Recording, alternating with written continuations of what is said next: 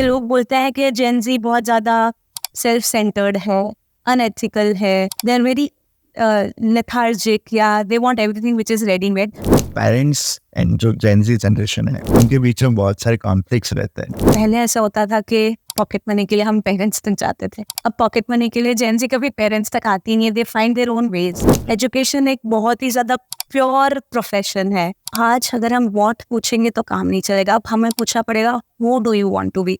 मैंने ऐसा देखा है कि जब हम लोग 2005 से जब से गूगल आया है, मैं ऐसा समझ रहा हूँ कि नॉलेज की कोई वैल्यू नहीं रही है बिकॉज ऑफ गूगल। करेक्ट। फिर ऐसा समझो कि 2022-21 में जब से चैट जीपीटी आया है, स्किल्स आपको अवेलेबल है फ्री में, तो उसकी भी वैल्यू नहीं है। Correct.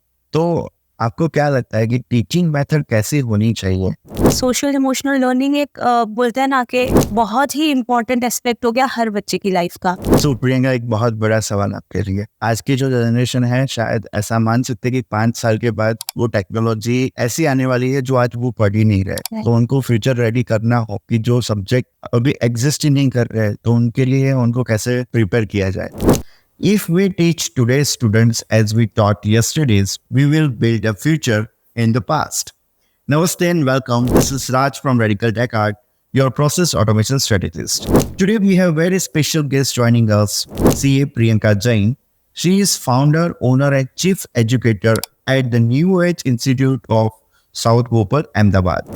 She is chartered accountant by profession and educator and mentor by passion. She is into education line for more than a decade now, and she has her own unique way of making complex problems much simpler for students. Her primary goal is to build a concrete foundation on which students can build their dream. Today we will talk about how students can be taught. So this conversation is for all the students and teachers out there. So let's start the conversation.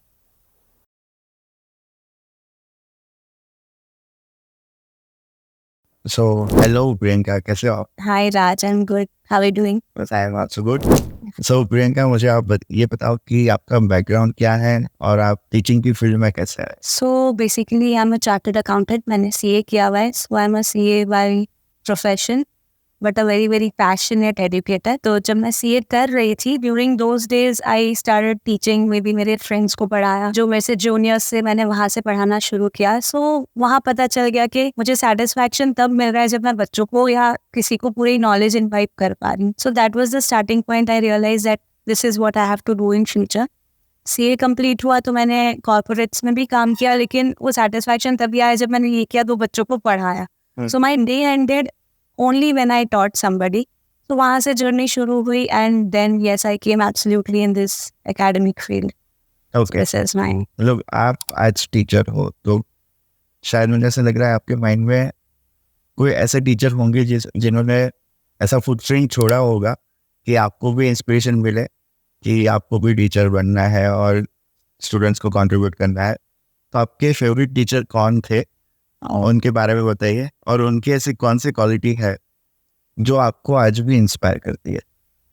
So Raj, definitely I think हम आज कोई भी journey पे life में है, we always had one teacher who is always there in our mind.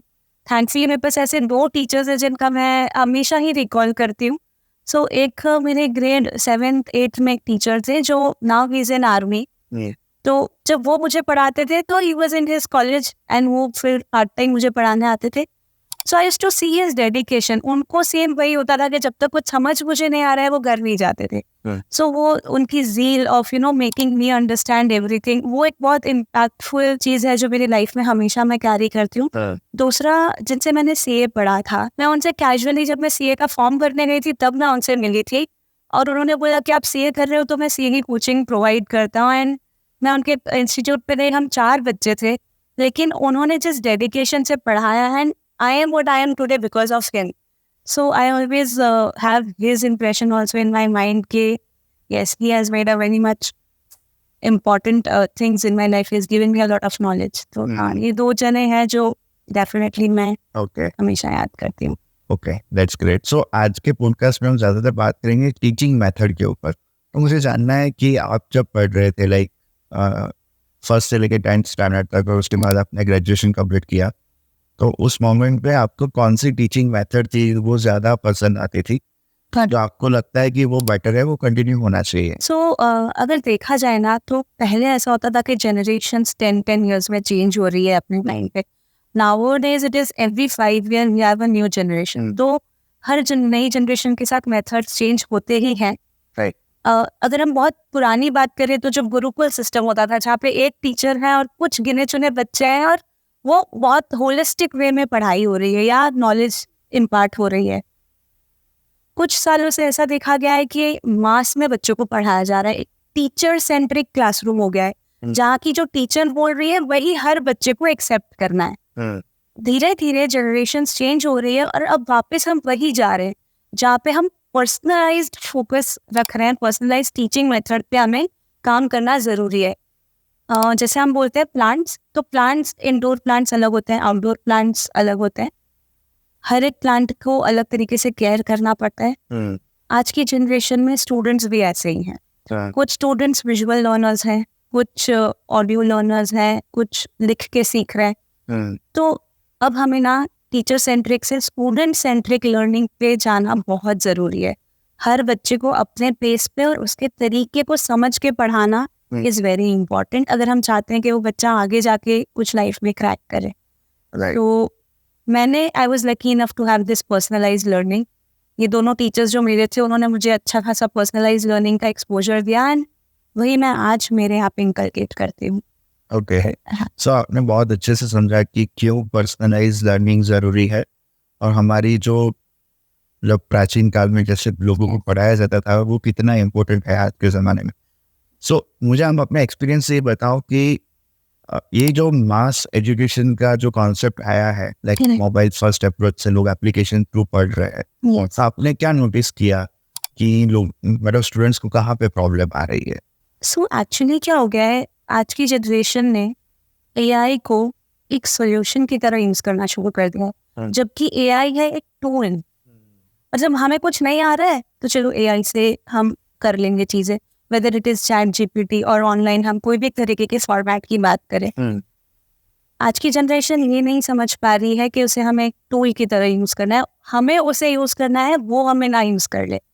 So that is something which I feel के जब हम आज की जनरेशन को कुछ पढ़ा रहे हैं, आज की जनरेशन में एक वो जो लूप होल आ रहा है, इज दिस के yes AI is very helpful, लेकिन हाउ टू यूज इट वो सिखाना ज़्यादा ज़रूरी है, rather than let it use us. दूसरा मुझे एक इंटरेस्टिंग क्वेश्चन ये आ रहा है कि लाइक हम जिस जनरेशन में बड़े हुए हैं, तो एक ज़माना हमने ऐसा भी देखा कि जहाँ पे कंप्यूटर था ही, फिर वहाँ से कंप्यूटर देखा, फिर मोबाइल देखा, और फिर आज सारे काम मोबाइल से हो रहे हैं. तो ऐसा समझो कि लास्ट 25 साल में हमने बहुत टेक्नोलॉजी को बदलते हुए देखा है. बट शायद अगर हम आज भी सिलेबस देखेंगे तो 8th 9th एंड 10th के कुछ कॉन्सेप्ट ऐसे हैं, या 11th 12th स्टैंडर्ड के, वो आज भी हम 20 साल पुराने पढ़ रहे हैं. तो आपको क्या लगता है कि सिलेबस कैसे डिज़ाइन करना चाहिए, या फिर कहाँ पे चेंजेस लाना चाहिए? ये जो ग्रोइंग जनरेशन है, मतलब उनको भी नहीं पता कि आफ्टर 10 ईयर उनको मतलब कौन सी अपॉर्चुनिटीज़ नए सामने आएगी, कौन से नए फील्ड्स आएंगे. तो उनके लिए आपको क्या लगता है कि क्या होना चाहिए सिलेबस मेथड को चेंजेस करने में, या ऐसा कुछ? सो अगर हम बात करें सिलेबस की, तो इंडियन एजुकेशन की हम अगर बात करते हैं तो कुछ चुनिंदा बोर्ड्स हैं जिसके बेसिस पे बच्चे एग्जाम्स देते हैं, जैसे सीबीएसई हो गया या आईसीएसई बोर्ड हो गया, और अब कैम्ब्रिज और आईबी बोर्ड्स आ रहे हैं. लेकिन अगर मैं रेस्ट्रिक्ट करूँ अपनी बात को सीबीएसई और आईसीएसई में, तो हम वही पुराने मेथड्स, वही पुराने कॉन्सेप्ट्स पढ़ रहे हैं, और बच्चों का इवैल्यूएशन भी उन्हीं बेसिस पे हो रहा है. भले कुछ चीज़ें हो सकता है, जैसे स्टैटिस्टिकल डेटा भी जो बच्चों को बुक में दिया जा रहा है वो शायद कुछ सालों पुराना दिया जा रहा है, और बच्चों को वही लर्न करके अपने एग्जाम में पुट अप भी करना है. अगर वो ये ना करे तो they lose on the marks. तो बोलते ना, 1 मार्क की कीमत उसे पूछ सकते हो, या तो जिसने 99 स्कोर किया या जिसने 34 वाले ने 1 मार्क एक्स्ट्रा स्कोर करके पास हो गया, और 99 वाला 1 मार्क लूज करके शायद 100 से रह गया. तो ये एक सबसे बड़ा लूपहोल मुझे लगता है कि हमारे बुक बेस्ड एजुकेशन सिस्टम पे है, लेकिन आज की जनरेशन इतनी डायनामिक है ना कि बुक्स के साथ साथ उन्हें दूसरी 10 चीज़ों को सीखना बहुत ज़रूरी है, इट्स इम्पेरेटिव। जैसे बोला जाए तो आर्टिकलशिप कर रहे हैं, इंटर्नशिप्स कर रहे हैं। आज के बच्चे ज़्यादा पॉम्प एंड शो में रह गए। उन्हें अगर बोला जाए कि तुम एक चेक डिपॉजिट करके आ जाओ या एक अच्छा ईमेल लिख लो या एक अच्छा सा कुछ राइटअप लिख लो, तो कहीं ना कहीं हर कोई बच्चा वो चीज़ नहीं कर पाता है, क्योंकि ये हमारे एजुकेशन सिस्टम में इंक्लूडेड नहीं है। हम वही रोट लर्निंग पे फोकस कर रहे हैं कि बुकिश नॉलेज ज़्यादा देनी है। इसीलिए मैं बिलीव करती हूँ कि हर कोई जो एजुकेशन सेक्टर में है, जो टीचर्स हैं, जो रियल मॉडल्स बन रहे हैं, उन्हें ये सब चीज़ें बच्चों को देनी चाहिए। ज़्यादातर स्कूल्स और इंस्टीट्यूट्स में ये इसलिए नहीं प्रोवाइड हो पा रहा सभी में, या तो उनके पास फाइनेंसेस नहीं है या मैन पावर ऐसा नहीं है जो ये चीज़ें डिलीवर कर सके। तो जो इंडिविजुअल टीचर्स हैं जिन्हें एक्सपोजर है, या बच्चों को किसी के यहाँ पे इंटर्नशिप के लिए भेज दो ताकि ये सारी चीज़ें वो सीखे और आने वाली जनरेशन रेडी हो जाए, फ्यूचर रेडी हो जाए, right. So that they already learn in advance what they have to do in future. Okay, so आपने बहुत अच्छे से एग्जाम्पल के साथ बताया कि क्यों मतलब डिफरेंट अप्रोच ज़रूरी है आज की जनरेशन के लिए। बट मुझे दूसरी बात ये भी जाननी है कि ये तो आपने एक स्किल की बात बताई, बट ऐसी कौन सी ऐसी स्किल्स है जो अभी से उनको डेवलप करनी चाहिए? एज अ टीचर हमको भी ध्यान रखना है, और या तो पेरेंट्स मतलब उनको भी ध्यान रखना है कि मतलब उनके चिल्ड्रंस को उनको क्या पढ़ाना चाहिए। तो ऐसी स्किल्स आपने कौन सी नोटिस की है कि जो अभी से ध्यान में रखनी चाहिए? राइट, सो राज, ऐसा आई थिंक अपनी जनरेशन में ऐसा हुआ था कि हमें पूछा जा रहा था तुम what do you want to be, what पे फोकस रहता था। हम बोलते थे I want to be a doctor, I want to be an engineer, और I want to be a chartered accountant. But आज अगर हम व्हाट पूछेंगे तो काम नहीं चलेगा। अब हमें पूछना पड़ेगा वो do you want to be. So what और वो का एक बहुत बड़ा डिफरेंस है। आज अगर किसी को, जैसे मैंने मेरी एक स्टूडेंट को एक पूछा वो do you want to be, she said कि ma'am I want to save life. अब पहले होता था what do you want to be, तो शी सेड मुझे डॉक्टर बनना है क्योंकि मुझे लोगों की लाइफ बचानी है। आज सवाल है कि उसकी इंटेंशन है that she wants to save life. Who does she want to be? She want to be a life saver. अब लाइफ सेव करने के लिए आप डॉक्टर हो सकते हो, नर्स हो सकते हो, पुलिस इंस्पेक्टर हो सकते हो, लाइफ एक लॉयर भी लाइफ सेव कर सकता है, राइट? बिकॉज बिजनेस है, प्रेशर्स है, चीज़ों के को सेल्स थ्रू करने के लिए बहुत सारी इंफॉर्मेशन की ज़रूरत होती है। सो वो is more important than what. तो आज अगर कोई भी पेरेंट अपने बच्चे का फ्यूचर डिसाइड कर रहा है तो उसके स्किल्स को समझो कि कितना इमोशनल क्वोशेंट है बच्चे में, कितना इंटेलेक्चुअल क्वोशेंट है, और who does the kid want to be, not what. Who से आप पता कर पाओगे कि ठीक है ये इमोशनल बैलेंस रख सकता है तो इसको इस फील्ड में डालना चाहिए। इंटेलेक्चुअल क्वोशेंट ज़्यादा है तो हमें उसे अकॉर्डिंगली इस फील्ड में डालना चाहिए। So what and who is something which will help you to get the answer. Okay, that's great. दूसरा मुझे ये जानना है कि आपने व्हाट एंड हु का तो डिफरेंस बता दिया, बट आज के ज़माने में हम टेक्नोलॉजी को निगलेक्ट नहीं कर सकते। Like AI and ChatGPT, like मैंने ऐसा देखा है कि जब 2010 की बात करें, मतलब 2005 से जब से गूगल आया है, तब नॉलेज, मैं ऐसा समझ रहा हूँ कि नॉलेज की कोई वैल्यू नहीं रही है बिकॉज ऑफ गूगल। करेक्ट। फिर ऐसा समझो कि 2022-21 में जब से ChatGPT आया है तो स्किल्स की वैल्यू नहीं रही है। करेक्ट। मतलब स्किल्स आपको अवेलेबल है फ्री में, तो उसकी भी वैल्यू नहीं है। Correct.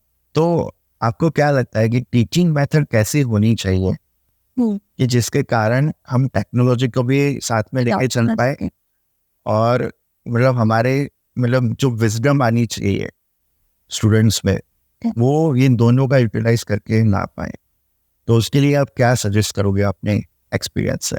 Fine, very good thought राज। के बच्चों के दिमाग वेसल्स नहीं है जो भर दिए जाए हमारी नॉलेज इम्पार्ट करके, there actually would which needs ignition. तो बच्चे स्किल्ड तो है ही, बस ज़रूरत है वो स्पार्क देने की और उस स्किल को आइडेंटिफाई करने की जो जिसके लिए वो बच्चा बना है। अब अगर हमें फ्यूचर रेडी करना है, जैसे आपने बोला कैसे किस चीज़ के बारे में हम सिखाएं, तो सबसे पहले ये ज़रूरी है पेरेंट का, टीचर का और बच्चे का ये एनालाइज करना कि वो क्या चीज़ में अच्छे हैं, what they are good at. अब जब अगर हम AI की बात कर रहे हैं, आर्टिफिशियल इंटेलिजेंस की बात कर रहे हैं, तो उसे यूज़ करो अपने खुद के डेवलपमेंट के लिए, ना कि अपने काम कंप्लीट करवाने के लिए। फॉर एग्जांपल अगर मैं आपको बोलूँ कि बच्चों को अलग अलग इंटर्नशिप अपॉर्चुनिटीज़ के ऊपर भेजो, इंटर्नशिप वाले टाइम पे किड्स कोई लायबिलिटी में नहीं आ जाते कि हमें काम अच्छे से करके ही देना है, लेकिन वो लाइफ का वो फेज होता है जब वो जितना चाहे सीख सकते हैं. After they go for a job तब वहाँ पे उनको परफॉर्म करना होता है और लर्न नहीं. लेकिन इंटर्नशिप्स में अलग अलग एक्सपोजर्स में उन्हें लर्न करना है, फिर परफॉर्मेंस इवैल्यूएट होगी. सो ये मैट्रिक्स पूरा उल्टा हो जाता है जब बच्चा एक स्टूडेंट जर्नी के टाइम पे अलग अलग एक्सपोजर ले रहा है. इंटर्नशिप्स में भले आप CA फॉर्म में भेजो या एक लॉयर के यहाँ भेजो, एक आर्किटेक्ट के यहाँ भेजो, क्या करना है और क्या नहीं करना है ना, ये दोनों का अंडरस्टैंडिंग बच्चे डेवलप कर लेते हैं. जाकि अगर मैं गई एक चार्टर्ड अकाउंटेंट के यहाँ और मुझे लगा कि नहीं यार ये काम मुझे समझ नहीं आ रहा है या मैं नहीं कर पा रही हूँ, तो बच्चा पहले से अंडरस्टैंड कर पाएगा कि ओके दिस इज समथिंग जो मैं नहीं कर पाऊंगा, तो इसके अलावा मुझे ऑप्शंस देखने. हमारे टाइम पे क्या होता था, हम बन गए, ग्रेजुएट्स हो गए, अब ठीक है जिस फील्ड में हमने ग्रेजुएशन किया है हमें उसी को आगे परस्यू करना है. आज की जनरेशन के पास ये ऑप्शन है और बड़े बड़े बिजनेसमैन या कोई भी बिजनेस हाउसेस प्रमोट करते हैं इंटर्नशिप्स. So वो सिखाना I think will help them understand how to use AI, how to find your skills and all of. Okay, दूसरा एक इंटरेस्टिंग क्वेश्चन मेरे माइंड में भी आ रहा है कि आजकल जेन ज़ी जनरेशन के लिए बहुत सारे मिसकंसेप्शन है, but as an being teacher मतलब आपका तो एक ही रोल होता होगा कि उनमें क्या बेस्ट है वो आप देखो. तो आपके माइंड में मतलब ऐसे कौन से मिसकंसेप्शन है कि अभी लोग बात कर रहे हैं उनके बारे में, तो वो थोड़ा शेयर कीजिए आप. सो बेसिकली सच बोलूँ ना तो आई फील वेरी प्रिविलेज्ड कि मैं एक मतलब उस सेगमेंट के साथ काम कर रही हूँ ना जो मुझे हमेशा यंग रख रहा है. I am always surrounded by young people, enthusiastic people. दूसरों के लिए वो जेन ज़ी है, लेकिन मेरे लिए तो वो एक लर्निंग एरिया है जहाँ पे गॉन आर द डेज जब हम बच्चों को सिखाते थे. Frankly kids teach us more now.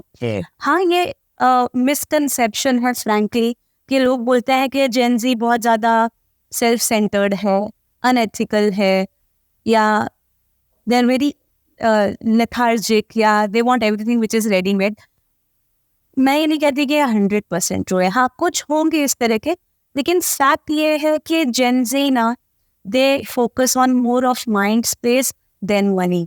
They are more oriented towards हमें शांति से काम करना है, पैसा अपने आप बन जाए. सो एक आइडियोलॉजी का डिफरेंस आ रहा है, and this is exactly what is called age generation gap. Since मैं इसी तरह के बच्चों के साथ सराउंडेड रहती हूँ तो मुझे पता है कि जेन ज़ी को पहले से पता होता है उन्हें क्या करना है. They are very well sorted than who we are. Yes, उन्हें पता चल चुका है कि ये मेरा डायरेक्शन है और ये मेरा डायरेक्शन नहीं है, बस उन्हें हैंड होल्डिंग की जरूरत है. So don't take them as negative leaders. They are good learners अगर उन्हें सही तरीके से हमने डायरेक्शन दिया तो, and they can also be good teachers to us क्योंकि बहुत कुछ जानते हैं. आज हम बिजनेस प्रमोशन के लिए क्या यूज करते हैं, किसने सोचा था कि हम यूट्यूब या शॉर्ट्स या इस तरीके से हमारे बिजनेस को प्रमोट करेंगे. और आज की डेट में इस सेक्टर में लीडर्स कौन है, Gen Z. Yes, so we get to learn a lot from them and we have to teach them certain skills I think which taught in a right way वो adapt कर लेंगे. Right. But कहीं ना कहीं problem भी आ रही है कि पेरेंट्स एंड जो जेन ज़ी जनरेशन है उनके बीच में बहुत सारे कॉन्फ्लिक्ट्स रहते हैं. तो आपने क्या नोटिस किया कि मतलब इसमें पेरेंट्स को क्या लर्न करना है, क्योंकि न्यू जनरेशन को आप नहीं कुछ बोल सकते अभी, तो वहाँ पे आपका एक्सपीरियंस क्या बोलता है कि कैसे उनको ट्रीट किया जाए? राइटली सेड कि पहले ऐसा होता था कि पॉकेट मनी के लिए हम पेरेंट्स तक जाते थे. अब पॉकेट मनी के लिए जेन ज़ी कभी पेरेंट्स तक आती नहीं है. They find their own ways. They are young entrepreneurs, पहले से ही कमाना स्टार्ट कर देते हैं. बट मैंने एक चीज़ बहुत प्रोमिनेंटली नोटिस की है कि पहले हमें जब पेरेंट्स को कुछ कम्युनिकेट करना होता था, हम एक ही घर में सब रहते हैं. मम्मी मैं इधर जा रही हूँ, मैं इतने बजे आऊँगी, या मैं इस जगह जा रही हूँ, मेरी फ्रेंड का ये नंबर है. आज हो रहा है सब कुछ टेक्स्ट पे, मैसेज पे, इंफॉर्मेशन पास हो रही है, इंटेंशन और अफेक्शन ट्रांसलेट नहीं हो पा रहा. जेन ज़ी को ये चीज़ पे वर्क करना ज़रूरी होगा. आज जैसे हम बोलते हैं ना कि वर्क फ्रॉम होम, पहले जब हम साथ में कंपनी में काम कर रहे हैं तो अगले ने ऑर्डर किस इंटेंशन से दिया वो उसकी शक्ल पे दिखता था. अब सब कुछ मेल पे आ रहा है. तो जेन ज़ी को यहाँ प्रॉब्लम आएगी कि वो मेंटल इंटेंशंस नहीं समझ पाएंगे जब सब कुछ अगर वो मेल व्हाट्सएप टेक्स्ट के थ्रू कन्वर्स करेंगे या ट्रांसलेट करेंगे। इसलिए बहुत इम्पोर्टेंट है कि आप आके लोगों से मिलो। डेवलपिंग पीआर इन रियलिटी, सामने सामने लोगों के अंडरस्टैंडिंग समझना, उनके बॉडी से जो भी उनके एक्सप्रेशंस है उसको अंडरस्टैंड करना इज वेरी इंपॉर्टेंट। यहाँ पे जेंजी को वर्क करना पड़ेगा। And that's the reason I said internships are the best thing that will help any Gen Z to cope up with this. I बात फैमिलीज की, तो मुझे लगता है कि पेरेंट्स को बच्चों को रेडियस में रखना जरूरी है। कैसे हम पेरेंट्स से सीखते थे तो हम हमेशा एंग्रॉस्ड रहते थे, हाँ पापा मम्मी से कुछ सीखने को मिल रहा है। सिर्फ सिनारियो बदला है। अगर अब हम बच्चों से सीख रहे हैं ना, हमें उतना ही एंथुसियाज्म दिखाना है तो बच्चे उतना ही इंटरेस्ट से हमें सिखा देंगे कुछ भी चीज जो उन्हें आती है। And that bonding will be created their. Right. सिर्फ डायरेक्शन बदला है लेकिन चीज वही हो रही है। पहले बड़े सिखा रहे थे नई चीजें छोटों को, अब उल्टा हो रहा है, लेकिन कोई सीख रहा है और कोई सिखा रहा है। बस उसे हमें एक अच्छे माहौल में रखना है। ये नहीं, वो ईगो इश्यूज पे नहीं लाना है कि तुम छोटे हो मैं तुमसे कैसे सीखूं। And then kids will always be connected to the family और द टीचर्स और व्हाटएवर। राइट। दूसरा मुझे ये जानना है कि टेक्नोलॉजी कितनी इम्पोर्टेंट है आज की जनरेशन के लिए, वो भी थोड़ा मुझे एग्जाम्पल के साथ समझाओ। ओके। क्योंकि मैंने जितना देखा है कि बहुत एडटेक स्टार्टअप्स आए बट वो फेल हो गए। तो आपको क्या लग रहा है कि ये फ्यूचर में वर्क करेगा कि नहीं करेगा?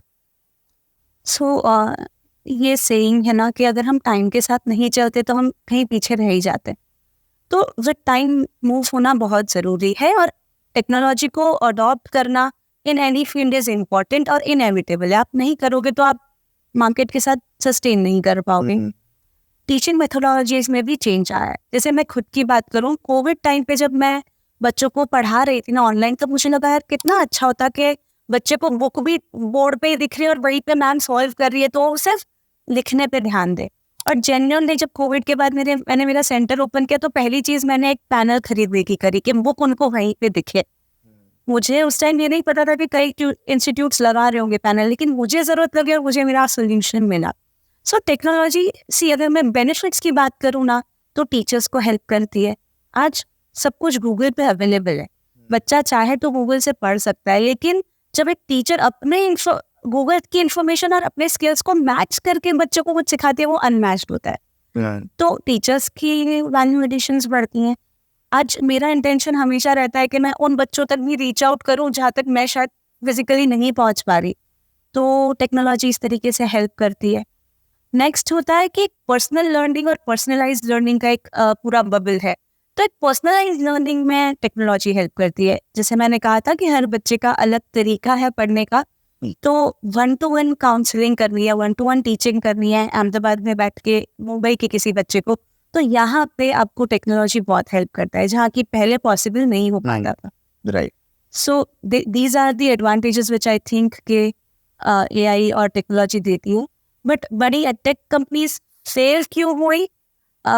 2 रीजंस हैं। पहला रीजन तो intention of the thing. Education एक बहुत ही ज़्यादा प्योर प्रोफेशन है जहाँ पे बहुत ज़्यादा मॉनिटरी इंक्लिनेशन हेल्प नहीं करेगा। Right. So first thing. And second, वो पर्सनलाइज्ड अप्रोच नहीं बना, वो पर्सनल अप्रोच पे चला गया। हम पर्सनल कोचिंग दे रहे हैं, पर्सनल कोचिंग हेल्प नहीं करेगी, पर्सनलाइज्ड कोचिंग हेल्प करेगी। फर्क कितना है? पर्सनल कोचिंग में 1-to-1 है, पर्सनलाइज्ड में भी 1-to-1 है, लेकिन बच्चे की रिक्वायरमेंट के हिसाब से। तो यहाँ पे वो फेल हो गए, जो पर्सनल पे चले गए बट पर्सनलाइज्ड पे फोकस नहीं किया। ओके। That is it. हमने पर्सनलाइज्ड लर्निंग का जो कॉन्सेप्ट समझा है, तो मतलब आपको क्या लग रहा है कि फ्यूचर में पर्सनलाइज एग्जामिनेशन भी हो सकती है?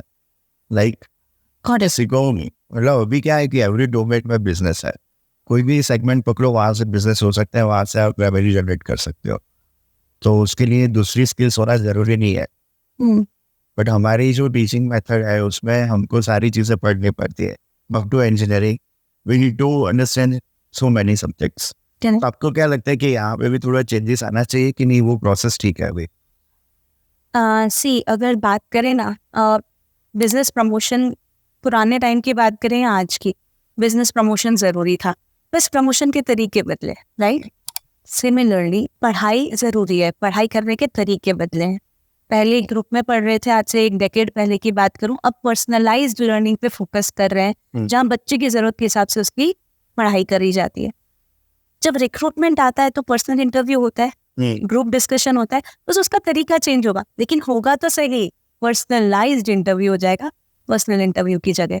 सो बच्चे की स्किल्स को कैच किया जाएगा और उस पर सवाल पूछे जाएंगे, और फिर अगर वो मैच करता है तो उसे हायर भी किया जाएगा। सो तरीके बदलेंगे, लेकिन डेफिनेटली वो टाइम दूर नहीं है जब हम देखेंगे कि पर्सनलाइज्ड इंटरव्यू हो रहा है, बिकॉज चीज़ें बढ़ चुकी है। हमारे टाइम पे कोई भी सीए कर रहा है, लॉयर बन रहा है, डॉक्टर बन रहा है, बहुत लिमिटेड कैटेगरी ऑफ फील्ड्स थी।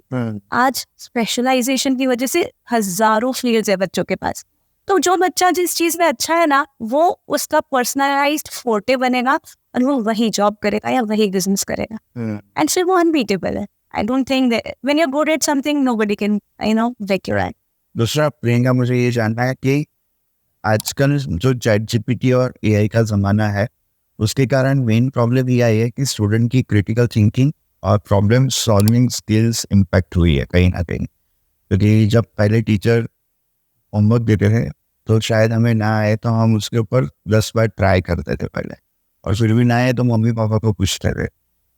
तो कहीं ना कहीं वो हमारा जो एंडलेस एफर्ट था वो स्टॉप नहीं हो रहा था, और शायद उसके कारण जो हमारी एबिलिटी इंक्रीज होती है टू लर्न समथिंग न्यू, तो उसके बहुत बेनिफिट्स थे। बट आज ChatGPT है, इवन पेरेंट्स भी क्या करते हैं, स्टूडेंट कुछ पूछ रहा है नहीं आता है तो सीधा ChatGPT में डाल के उसका जो आंसर आ रहा है वही बता देगा। तो आपको क्या लगता है, आपका एक्सपीरियंस है कि अगर हम टेक्नोलॉजी को डिनाई नहीं कर सकते तो अभी मेथड क्या होनी चाहिए कि स्टूडेंट को कैसे ट्रेन किया जाए कि ये सारी चीज़ों में ये स्किल्स उनकी इम्पैक्ट ना हो? सो राइटली सेड कि पहले तो हम डेफिनेटली ऑप्शंस ढूंढते थे, सॉल्यूशंस ढूंढते थे। बेंजामिन फ्रैंकलिन ने बहुत अच्छे से एक कोट किया है कि tell me and I forget, teach me I might remember, but involve me I will learn. So ये बेसिकली वही क्रिटिकल थिंकिंग पे ही टारगेट करता है। जनरली मैंने भी देखा है कि बच्चों को कोई चीज़ नहीं आ रही है, they end up figuring it out AI पे, ऑनलाइन ढूंढते हैं आंसर्स, कुछ खुद एफर्ट नहीं डाल पा रहे हैं फॉर फाइंडिंग द सॉल्यूशंस। तो इसके लिए मैं जो अप्रोच मेरी सेंटर्स पे यूज़ करती हूँ वो आइडियली है रियल लाइफ एग्जाम्पल्स और ओपन एंडेड क्वेश्चन, जैसे कि जिसका आंसर वो ChatGPT से कुछ हद तक ही ले पाएंगे, बाद में उन्हें अपना दिमाग लगा के ही सोल्यूशन देना पड़ेगा। राइट। मानेंगे नहीं आप, स्टैटिस्टिक्स बोलते हैं कि 90% टीचर्स मानते हैं कि क्रिटिकल थिंकिंग इंपॉर्टेंट है, बट सिर्फ 20% उसे इम्प्लीमेंट कर पाता है। क्योंकि आज अगर हमें बच्चों की क्रिटिकल थिंकिंग को एनहांस करना है तो हमें भी उतना ही इन्वॉल्व होना ज़रूरी है। पहले बच्चों के पास ऑप्शन नहीं था, तो टीचर एक सवाल देती थी, बच्चे मेहनत कर रहे थे। अब अगर टीचर को उनसे मेहनत करवानी है तो हमें खुद मेहनत करनी ज़रूरी है।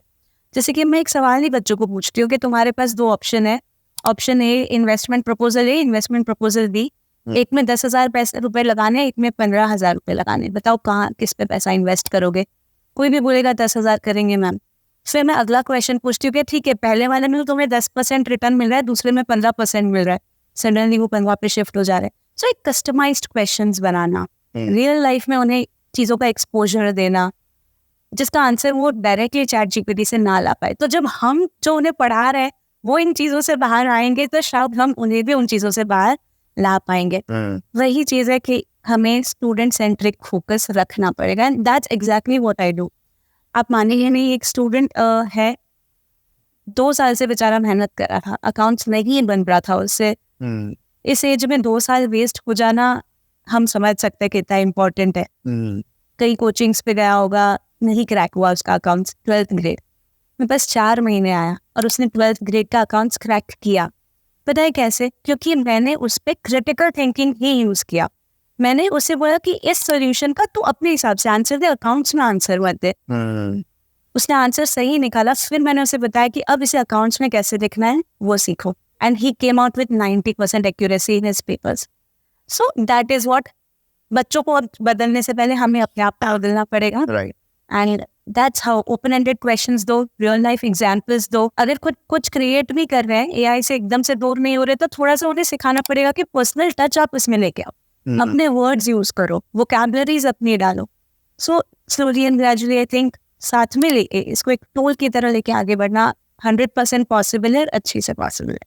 दूसरा, मुझे यहाँ पे एक दूसरा प्रॉब्लम ये ध्यान में आ रहा है कि आपने जो क्रिटिकल थिंकिंग से पढ़ा हो वो आपने बात की, बट मैंने ज़्यादातर देखा है ये जितने भी स्कूल्स है तो वहाँ पे मतलब टीचर ही इतना एजुकेट नहीं होता है, लाइक मतलब क्वालिटी टीचर्स अवेलेबल नहीं है. तो उसके ऊपर आपका क्या राय है? इस इंडस्ट्री से हो तो कितने हद तक ये सही है? क्योंकि मैंने जो देखा है वो एज अ स्टूडेंट मैंने फेस किया, देखा, एक्सपीरियंस किया, तो मैं ये बोल रहा हूँ आज. सो सबसे बड़ी बात तो ये बहुत अप्रिशिएट करने वाली बात है कि आपको ये चीज़ जेन्युइनली दिखी भी है. पता है क्या हो रहा है, अगर हम प्राइवेट स्कूल्स की बात करें, people are spending more on infrastructure and they don't want to spend on the man power. आप इंफ्रास्ट्रक्चर पे बहुत पैसा लगा रहे हो, high end schools, AC classrooms definitely needed है, लेकिन उस इंफ्रास्ट्रक्चर को चलाने वाली जो लाइफ ब्लड्स है, जो टीचर्स हैं, उनको इतना पे आउट्स नहीं हो रहे. इसीलिए आप देखोगे कि जनरली जो स्किल्ड लोग हैं, जो टॉप नॉच फैकल्टीज है, वो बहुत इजीली अवेलेबल नहीं हो पा रहे फॉर स्कूल्स, एंड हर किसी को प्रिविलेज नहीं मिल रहा कि हम बेस्ट टीचर से पढ़े. सो ये एक लूपहोल. मैंने तो ऐसा भी देखा है कि जो अच्छे प्रोफेसर थे या टीचर थे तो उनको अच्छा पे आउट नहीं मिला, तो उन्होंने भी जॉब करना स्टार्ट कर दिया, फिर बिजनेस करना स्टार्ट कर दिया, तो उन्होंने पढ़ाना छोड़ दिया. तो शायद कहीं ना कहीं हमारी जनरेशन पे बहुत बड़ी इम्पैक्ट हो सकती है अगर इसके ऊपर काम नहीं किया गया तो. लाइक आप आईटी के मतलब एम्प्लॉय को सीधा 30 लाख का पैकेज दे सकते हो, बट वहीं पे अगर देखा जाए तो टीचर की सैलरी मंथली 30,000 से ज़्यादा नहीं है. सही बात. और उसको बनाना है हमारा फ्यूचर को, तो वहाँ पे बहुत बड़ा मिसमैच मुझे दिख रहा है. 100% ये बहुत ही बड़ी अंडरलाइन प्रॉब्लम है इस पूरे सेक्टर की. वही मैंने कहा ना, इंफ्रास्ट्रक्चर पे स्पेंड कर रहे हैं बट हम मैन पावर पे भी.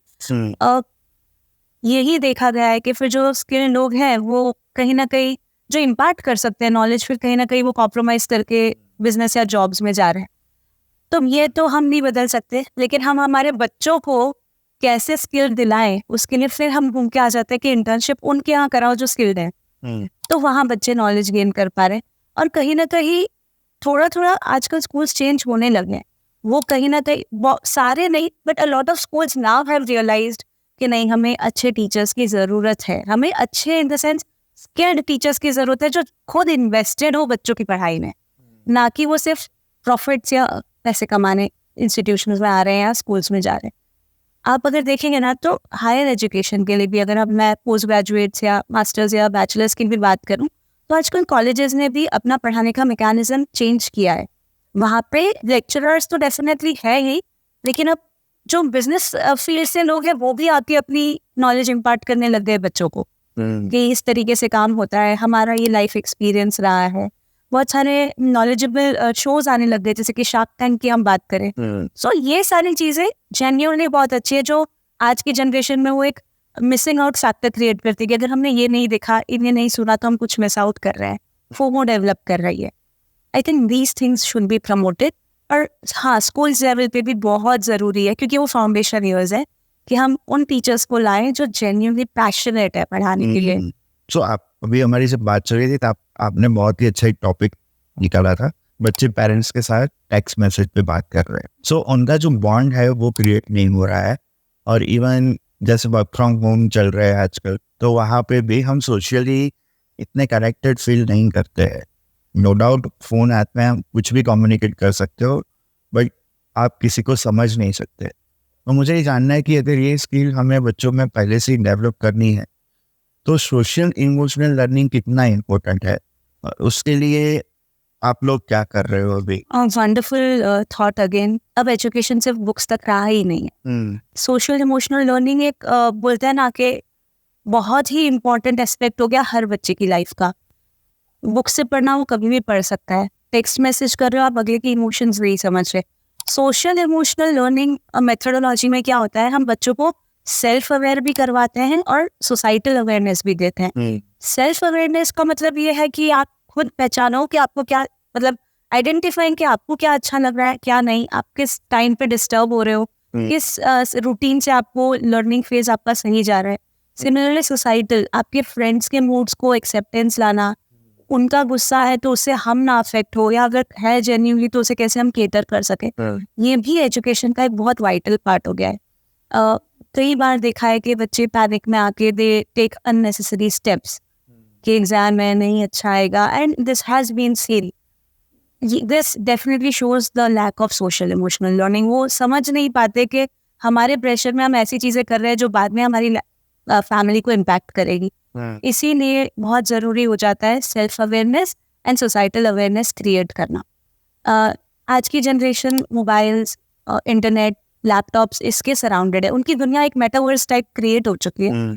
तो हम क्या करते हैं ना, इंटरेक्शन बढ़ाते हैं। मेरे सेंटर पे पढ़ाई डेफिनेटली है, लेकिन पता है स्पोर्ट्स एक इनएविटेबल पार्ट है। हर साल कोई ना कोई स्पोर्ट इवेंट होगा, बच्चे जानेंगे। स्पोर्ट्स से आप जितना अगले को जान सकते हो ना, शायद आप 10 घंटे बात कर लो, आप नहीं पहचान पाओगे क्या स्ट्रैटेजी यूज कर रहा है, कब वो शांत है, कब एग्रेसिव हो रहा है अगला प्लेयर। और जो बच्चे स्पोर्ट्स में है ना, वो जेन्युइनली इतना अच्छा टाइम मैनेज कर लेते हैं, क्योंकि उन्हें पता है स्कूल जाना है, ट्यूशन जाना है, स्पोर्ट्स क्लास जानी है, तो जो बचा कुचा टाइम है उसमें पढ़ना है। लेकिन बच्चे जो स्पोर्ट्स में नहीं जा रहे, ठीक है स्कूल ट्यूशन है, बाकी तो पढ़ लेंगे, और वो पूरा दिन बड़ा है, अब 6 बजे पढ़ेंगे, 7 बजे पढ़ेंगे, ऐसे करके the day goes by. So sports हो गया, इस तरह की इंटरैक्टिंग एक्टिविटीज हो गई, छोटे छोटे develop your own product and pitch your product to your friends, इस तरह की स्मॉल शार्क टैंक इवेंट्स रख ली। ये सारी चीजें आपको हेल्प करती है to understand yourself and others better, and this is the crux of social emotional learning, जो मुझे लगता है हर एजुकेशन सेंटर में होना चाहिए। ओके, तो आप जैसे बोल रहे हो तो मुझे ऐसा लग रहा है कि ये एज अ सिलेबस होना चाहिए या एक्टिविटी के तौर पे होना चाहिए? वंडरफुल। सो सिलेबस की बात करूं तो CBSE ICSE बोर्ड्स में डेफिनेटली फिजिकल एजुकेशन नाम का एक सिलेबस है, एक सब्जेक्ट है। उसमें बच्चों को अलग अलग स्पोर्ट्स के बारे में सिखाया भी जाता है कि हॉकी है तो उसमें क्या फील्ड का साइज है, कितने प्लेयर्स है, ये सब। बट उसे फिजिकल एजुकेशन के पीरियड में बस थोड़ा बहुत, थोड़े 1 पीरियड या 2 पीरियड भी खिलाया जा रहा है। मैं बात कर रही थी आपसे कि अपार्ट फ्रॉम एकेडमिक्स जब इस चीज को लाया जाएगा ना, तब वो लर्निंग शुरू हो, क्योंकि जब तक आप एकेडमिक स्ट्रक्चर के साथ इस चीज को रखते हो तो बच्चों से एकेडमिक्स का ही पार्ट समझते हैं, और कहीं ना कहीं भले बच्चे को स्पोर्ट्स पसंद है पर वो सब्जेक्ट बर्डन बन जाता है। और ये आप अपार्ट फ्रॉम एकेडमिक्स एक ब्रेक की तरह, एक डिफरेंट, रोज क्लासेस पे आ रहे पढ़ने, लेकिन महीने में एक दिन उन्हें पता है कि ये दिन हमारा बॉक्स क्रिकेट का दिन है, so they will be looking forward to it. वो पूरा महीना अच्छे से पढ़ेंगे for that event. They're planning everything, strategy. आप मानेंगे नहीं, मैंने एक स्पोर्ट्स इवेंट रखा था लास्ट ईयर, फुटबॉल इवेंट था। मैंने बोला तुम लोग फाइनेंसेस तुम लोग ढूंढोगे, जगह तुम बुक करोगे, मार्केटिंग का स्पेंड तुम डिसाइड करोगे, टिकट्स तुम लॉन्च करोगे, मतलब पूरा वो काम मैंने स्टूडेंट्स को दे दिया था, और वो इवेंट सुपर हिट था। बाद में पता चला कि कुछ बच्चे मैनेजरियल स्किल्स के साथ बॉर्न हुए हैं, they manage the event so well. मेरा पढ़ाने का तरीका बदल गया उन बच्चों को, और उनके पेरेंट्स आके मुझे बोलने लगे मैम उस दिन के बाद तो क्या पढ़ाई कर रहा है मेरा बेटा। सो ये बहुत इम्पेरेटिव है, बहुत इंपॉर्टेंट है I think for every organisation. Okay, so Priyanka, एक बहुत बड़ा सवाल आपके लिए। आज की जो जनरेशन है, शायद ऐसा मान सकते हैं कि 5 साल के बाद वो टेक्नोलॉजी ऐसी आने वाली है जो आज वो पढ़ ही नहीं रहे। तो उनको फ्यूचर रेडी करना हो कि जो सब्जेक्ट अभी एग्जिस्ट ही नहीं कर रहे, तो उनके लिए उनको कैसे प्रिपेयर किया जाए। अगर सब्जेक्ट के लिए प्रिपेयर नहीं कर सकते तो उनका माइंडसेट कैसे डेवलप किया जाए ताकि वो कोई भी चैलेंजेस के सामने खड़े रह पाए। तो उसके लिए आप क्या सजेस्ट करो? ओके, सो सही बात है कि पहले गॉन आर द डेज जब होता था कि 4-5 ही फील्ड्स हमारे पास थी। किसने सोचा था कि हमारी जैसी जनरेशन भी इतना टेक्नोलॉजी पे डिपेंडेंट हो जाएगी और पूरा बिजनेस ही टेक्नोलॉजी ड्रिवन हो जाने वाला है। तो फ्यूचर इज अनफोर्सीन, हमने डेफिनेटली नहीं देखा है, लेकिन फ्यूचर रेडी होने के लिए ना मुझे ये लगता है कि आज जो चीज़ें अवेलेबल है एटलीस्ट वो तो हमें सब कुछ आनी चाहिए। आप फ्यूचर रेडी तभी हो पाओगे जब आप फ्लेक्सिबल होगे। नहीं यही तरीके से काम करना है, ऐसे ही पढ़ना है, अगर आप स्ट्रिक्ट रहने वाले हो, फ्लेक्सिबिलिटी नहीं रखोगे तो आई थिंक फ्यूचर रेडी नहीं हो पाओगे। और अडेप्टिव होना भी ज़रूरी है। अडेप्टिव इन द सेंस कि फॉर एग्जांपल मेरे को कई बार स्टूडेंट्स बोलते हैं कि मैम हम अकाउंट्स इतना लिख रहे हैं, जबकि हम जब आगे जाएंगे तो हमें टैली पे काम करना है, सॉफ्टवेयर पे काम करना है, तो इतना लिखने की जरूरत क्या है? मैं उन्हें यही बोलती हूँ कि जब सॉफ्टवेयर गलती करेगा तो तुम कैसे पकड़ोगे? जब तक तुम्हें ग्राउंड्स नहीं पता, you will not be able to catch the error. इसीलिए बच्चों को ये अडेप्टेबिलिटी और फ्लेक्सिबिलिटी का ज्ञान होना जरूरी है कि तुम्हें बहुत मोल्ड करना पड़ेगा, आगे जाके चीजें बदले तो उसे अडेप्ट कर पाओगे, तो I think future ready automatically हो जाओगे। एक 3.5 mm जैक सबसे ज्यादा अडेप्टेबल होता है, वो कोई भी डिवाइस में लग जाता है। I always say my kids कि वो बनो जो हर पोजीशन, हर सिचुएशन में चेंज एक्सेप्ट कर सको। टीचिंग प्रोफेशन ना सबसे ज्यादा अडेप्टिव था कोविड पीरियड में। अगर आप देखो तो सब चीजें बन रही पर पढ़ाई बन रही हुई। हम टीचर्स ने, चलो मैं तो टेक सेवी थी, बट मैंने मेरी कई कलीग्स को देखा जो एक हफ्ते में जूम कैसे चलाना है, गूगल मीट्स कैसे लेनी है, प्रेजेंटेशंस कैसे बनाने हैं, और उन्होंने बच्चों को पढ़ाया। That is one very good example of you know how they become future ready. उन्होंने एक्सेप्ट किया, उन्होंने बदलाव को एक्सेप्ट किया और बदलने के लिए तैयार थे। तो आने वाली जनरेशन अडेप्टेबल होगी, छोटी छोटी चीज़ों को एक्सेप्ट करेगी, तो वो डेफिनेटली फ्यूचर में सस्टेन कर ही पाएगी। बात है आज उन्हें क्या करना चाहिए। आज उन्हें फोकस करना चाहिए हर तरीके के स्किल सेट को डेवलप करने का। स्किल सेट डेवलप करना है मतलब, अगर मैं सिर्फ फाइनेंस की बात करूं तो पर्सनल फाइनेंसेस पे ध्यान देना, छोटे छोटे इन्वेस्टमेंट्स करना। मैं बच्चों को ये सिखाती हूँ, पेरेंट्स अगर IT रिटर्न भर रहे हैं, साथ में बैठो। अगर पापा या पेरेंट या ऑफिस का क्लर्क भी चेक डिपॉजिट करने जा रहे हैं, तुम जाओ, एक ईमेल लिख रहे हो, यू राइट एन ईमेल। ये बहुत ज्यादा इंपॉर्टेंट। ये छोटी छोटी लर्निंग्स ना बूंद बूंद से सागर बनेगा। तुम धीरे धीरे इतनी चीजें सीख जाओगे जो बाद में तुम्हें सीखने के लिए टाइम नहीं देना पड़ेगा। फिर जब बाद में टाइम बचेगा तब तुम वो सीखोगे जो जरूरी है। Right. So future generation, future के लिए रेडी होने के लिए आज की जनरेशन को अडेप्टिव होना जरूरी है। हर तरह की लर्निंग लेना जरूरी है।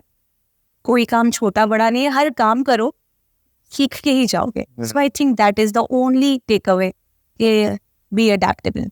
That's great.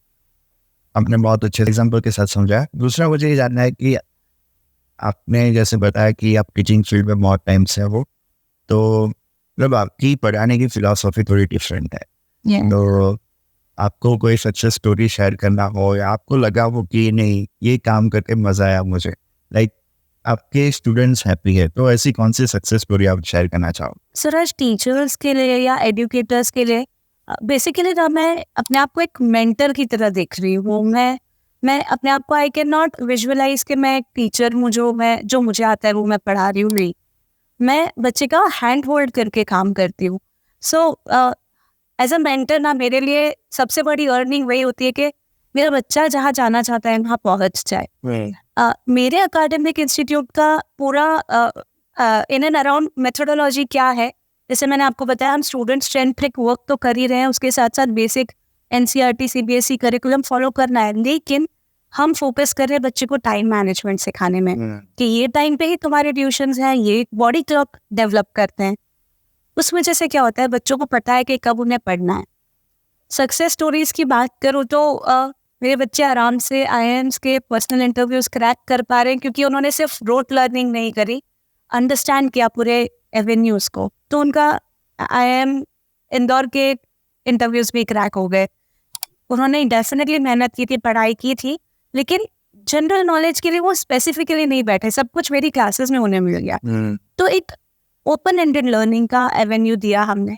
उसके अलावा जैसे मैंने आपको बताया, एक स्टूडेंट थी जो 11th में कुछ नहीं पढ़ पाई because of her medical conditions and all. 12th में बहुत ज़्यादा स्ट्रेस्ड हो गई थी कि मैम मुझसे तो होगा ही नहीं। पूरे साल मैंने उसे पढ़ाया, लेकिन उसे एक भी बार ये नहीं बताया कि यू आर अ लूजर या तुम कुछ नहीं कर पा रही हो, तुमने कुछ टाइम मिस आउट किया। नो, हम हंसते खेलते पढ़ते गए and she should first in her school. और ऐसी कई स्टोरीज हैं। कई बार स्टूडेंट्स एग्जाम नहीं क्रैक कर पाते हैं, पैनिक में आते हैं, गलत तरीके से पढ़ रहे होते हैं, तो मेथोडोलॉजी बदल के आसानी से कब हंसते खेलते उनका 11th 12th क्रैक हो जाता है, फाउंडेशन CA फाउंडेशन क्रैक हो जाता है। मतलब it is very very flawless. Okay, ये एक लास्ट क्वेश्चन से पॉडकास्ट को एंड करेंगे। मुझे जानना है कि पेरेंट्स का क्या रोल होना चाहिए, क्योंकि अभी जो जनरेशन गैप के अपने बारे में बात किया कि एवरी 5 साल में जनरेशन गैप आपको दिख रहा है, इसके लिए आप क्या सजेस्ट करोगे पेरेंट्स के लिए? What should be their role? सी सच बताओ तो पेरेंट्स का सबसे ज़्यादा क्रूशियल रोल होता है. हमने आज के पॉडकास्ट में हमने इसके रिलेटेड कई टॉपिक्स को टच किया, भले सोशल इमोशनल लर्निंग हो या parents learning from the child हो. एज अ पेरेंट ना हमें कई बार, हम टेक्नोलॉजी ड्रिवन इतने नहीं है जितने हमारे बच्चे हैं, तो वो हमसे कई ज़्यादा एडवांस्ड है. वो कब क्या गलत कर रहे हैं हम कई बार हमारी नोटिस में भी नहीं आता है. And internet is such a vast platform. तो बच्चों को रेडियस में रखना ज़रूरी है. बच्चों को ये ध्यान होना चाहिए कि हमारे पेरेंट्स को पता चल सकता है. उसके लिए एक ही सोल्यूशन है, आप भी उतने ही एडवांस्ड हो जाओ. आप भी चीज़ों को उतनी ही स्पीड से सीखो जितने स्पीड से आपके बच्चे सीख रहे हैं. सेकेंड, मैंने कई बार ऑब्जर्व किया है कि जब पेरेंट्स बच्चों के साथ फ्रेंडली है ना, एक दोस्ती का रिलेशन होना बहुत ज़रूरी है. बच्चा ना पेरेंट्स से कुछ छुपाए और ना पेरेंट्स बच्चों से कुछ छुपाए. अगर फाइनेंसेस भी आप घर के डिस्कस कर रहे हो, please discuss it with your kids. उन्हें पता होना चाहिए कि अगर पापा 5,000 कमा रहे हैं तो हमें इस तरीके से काम करना है, 50 कमा रहे हैं तो हमें इस तरीके से काम करना है. घर का कोई इवेंट है तो बच्चों को बोलो कि ये पैसे है, तुम ये काम करो. देखना, आजकल के पेरेंट्स की यही प्रॉब्लम है कि हमने सब कुछ बच्चों के साथ डिस्कस किया, अब बच्चे खुद का खुद मैनेज करते हैं. सच बात ये, जब आप 2 बार बच्चों के साथ डिस्कस करोगे कि ये पैसे हैं, तुम करके आओ, अगली बार वो सेम ऐसा करेंगे, ये पापा में ये अमाउंट है, हमें कोई इवेंट करना है, हम कैसे करें. सो पेरेंट्स का इन्वॉल्व रहना बहुत ज़रूरी है. हम सब वर्किंग है आज की जनरेशन में, देखा जाए तो मदर फादर दोनों वर्किंग है, न्यूक्लियर फैमिलीज है, लेकिन फैमिली कल्चर और रिचुअल्स को भूल ना पाए. उसके लिए ज़रूरी है कि एक टाइम फिक्स हो जाए कि इस टाइम पे तो फैमिली साथ में बैठी रही है. अगर हॉलीडेज प्लान करो तो ठीक है, हॉलीडे का ये टिकट बुकिंग का काम बच्चा करेगा, डेस्टिनेशन एक जन चूज करेगा. So ways of getting your child involve वो बहुत ज़्यादा इम्पेरेटिव है. पेरेंट्स को वो चीज़ समझनी ज़रूरी है और बच्चों को ये समझना ज़रूरी है कि हम एक्सपीरियंस लेके बैठे हैं. राइट. तो हमारे एक्सपीरियंस से सीखना भी ज़रूरी है. You have knowledge but you don't have experience, so you can learn from parents' experience. ये मुझे लगता है. ओके, तो thank you so much Priyanka. आपने जैसे नॉलेज शेयर किया, अपने एक्सपीरियंस से स्टूडेंट, टीचर एंड पेरेंट्स तीनों को मतलब ये वैल्यूएबल इनसाइट्स रहेंगे उनके लिए. So thank you so much for coming on radical talk show. Thank you so much. It was a pleasure. Same here, Raj. And आप बहुत अच्छा काम कर रहे हैं. I really wish ये सारी चीज़ें should reach out to maximum number of people. And yes, you are also imparting knowledge about various different topics and very well. Thank you so much.